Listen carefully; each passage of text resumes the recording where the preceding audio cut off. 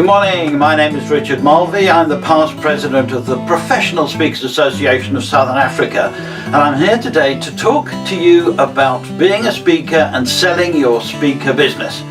Now, our challenge is not necessarily to be able to speak. You are already good at that. Our challenge is how do we get audiences to speak to? And that's really what we're going to be talking about today.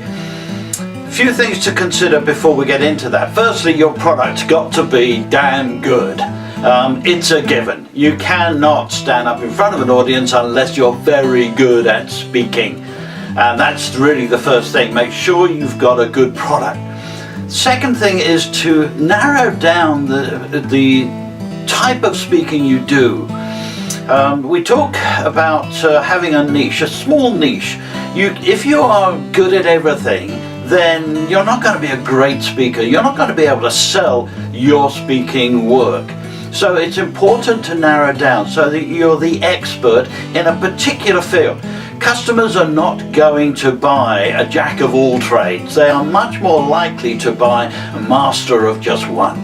In the speaking business, we talk about having a niche an inch wide and a mile deep. It's important to get that right. Having done that, having got your niche right, get a good website. Pay somebody to develop a website. I know there are lots of places online where you get a 5-page website for the price of a hamburger, but really you need to have a really good, catchy website. Something that's unique, not a cookie cutter website, something that's unique. So get yourself a good website. The next stage is for you to talk about your target market. What is your ideal customer here? It's just impossible to market and sell yourself to everybody. So pick your ideal customer. You know what you speak about. I'm a sales speaker, so I speak about selling, but I've got narrow niche that I work on. I work in telecoms. So I work with other companies as well, but fundamentally that's my focus. So it just helps to have that narrow niche. Then get your target market. And I found the best way to do that is identify 12 companies that you want to do business with. Just 12. I know there are thousands out there, but you're never going to do the job properly with 1,000 people. You might do it with just 12. I call these the dynamic dozen.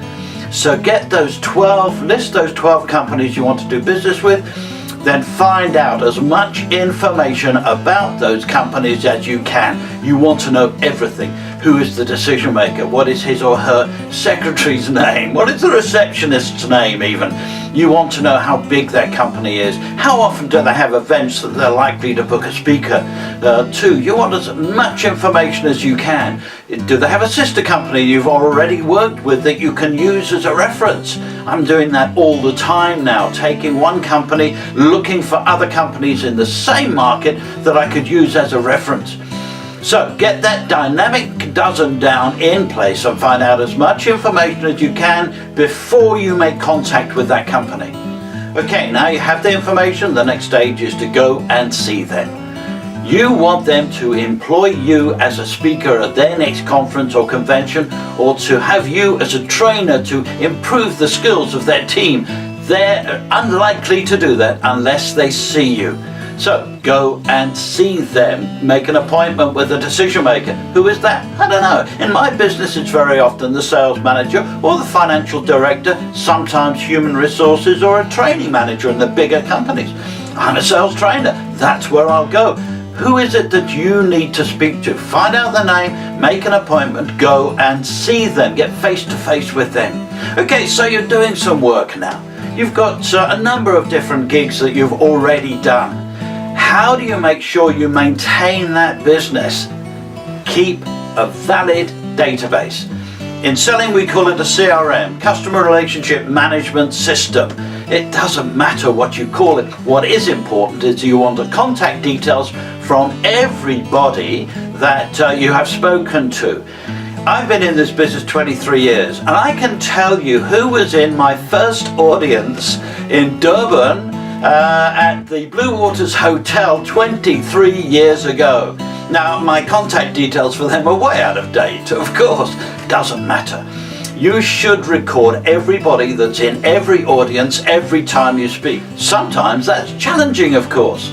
If you've run your own gig, and I'll talk about that in a little while, you've already got the contact details. But if you've been booked by an outsider to come and work with their team, you have to find ways to get those contact details.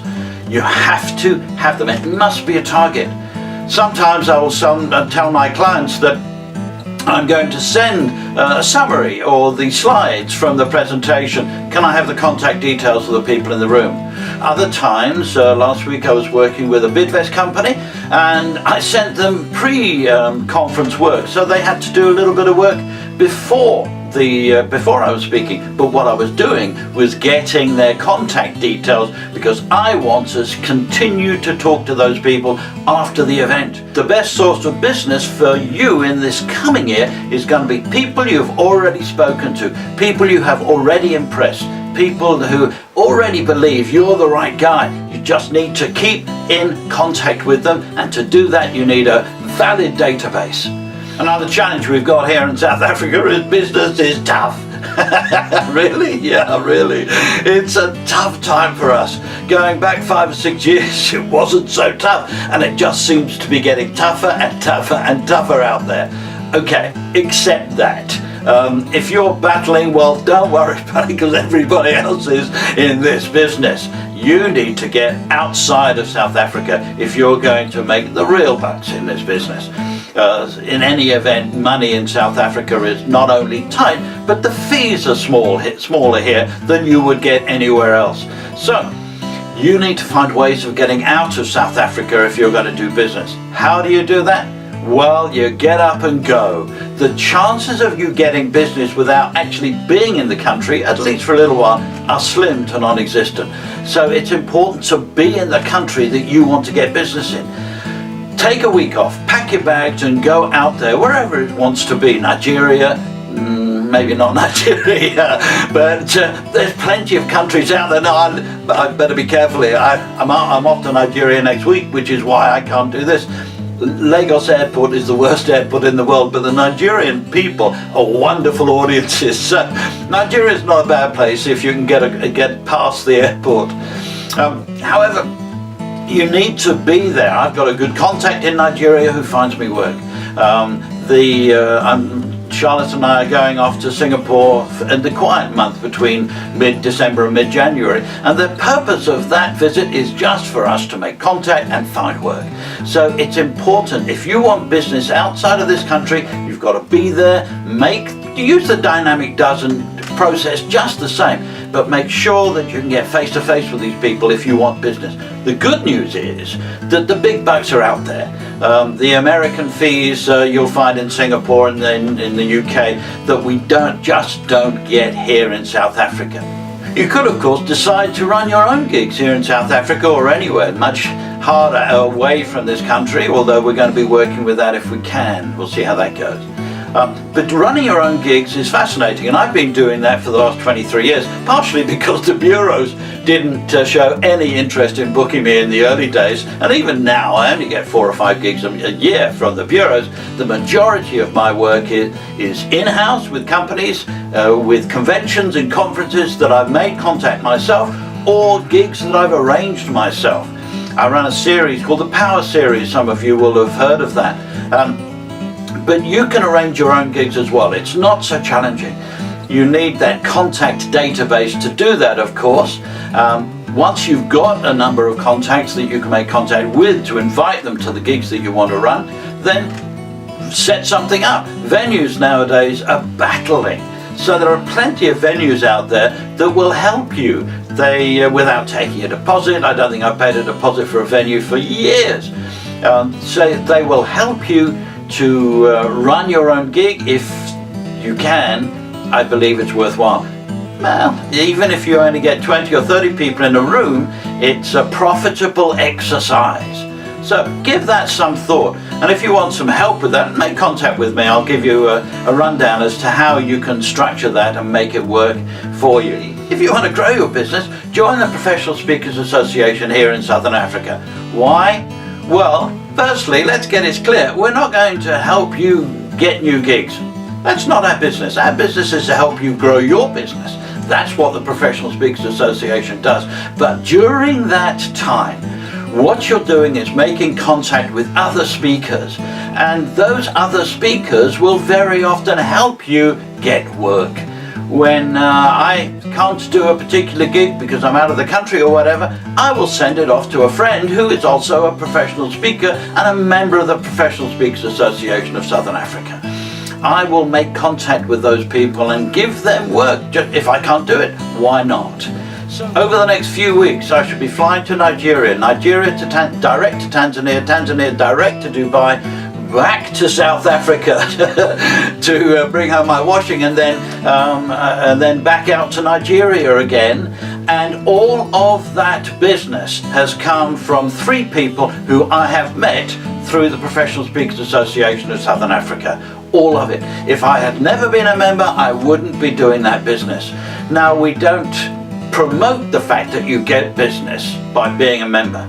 But by being a member, if you put yourself out there, if you're good at what you do, then there's an exceptionally good chance at growing your business by getting decent gigs through people you meet at the Professional Speakers Association meetings. One final word, Charlotte and I are going to Singapore for a full month, and we'll be meeting many people there that we have met through the Professional Speakers Association and through the Global Speakers Federation. Now, none of that would have happened if we had not been members of the Professional Speakers Association. Want to grow your business? Join this association, stay a member, commit yourself to contributing, and you'll be amazed how many people contribute back. My name is Richard Mulvey, and I've just shared with you 3 or 4 ideas that I hope will help you grow your speaking business.